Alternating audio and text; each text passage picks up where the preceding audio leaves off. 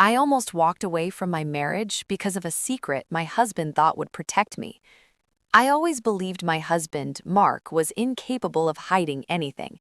He laughed too loudly in quiet rooms, hugged like he was afraid you'd disappear, cried at ridiculous movie endings, and had the worst poker face on earth.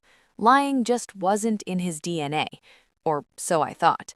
The truth didn't come from a confession, it came from our closet.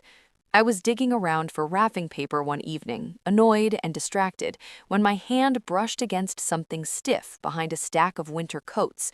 A folder, then another, then a small pile. Hospital bills. At first, I laughed it off. Old paperwork, maybe insurance junk, something he forgot to throw away. But then I saw the dates. Recent. Ongoing. Every page had Mark's name printed neatly at the top. Cancer treatments.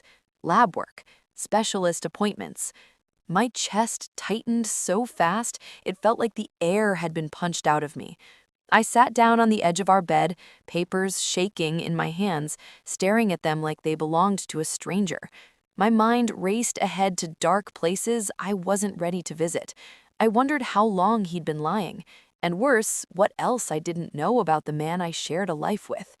When Mark walked into the room and saw what I was holding, he stopped dead in his tracks, frozen, like a kid caught stealing something he knew he shouldn't touch. I didn't yell. I couldn't. I was angry, hurt, terrified, every emotion colliding at once. Before I could even ask, he crumbled. He said he never wanted to burden me. He didn't want to change the way I saw him. He was scared I'd look at him and see someone weak or broken. He thought if he could fight it quietly, beat it privately, I'd never have to be afraid. I'd never have to feel helpless. And that's when my anger shattered into something else entirely, because all I could think about was how long he must have been terrified and alone, sitting in sterile waiting rooms, hearing words no one wants to hear, then coming home and still holding me through my bad days, smiling like nothing was wrong.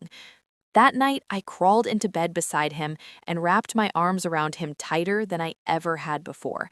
Not because I was afraid of losing him, but because I realized how close I already came to doing just that.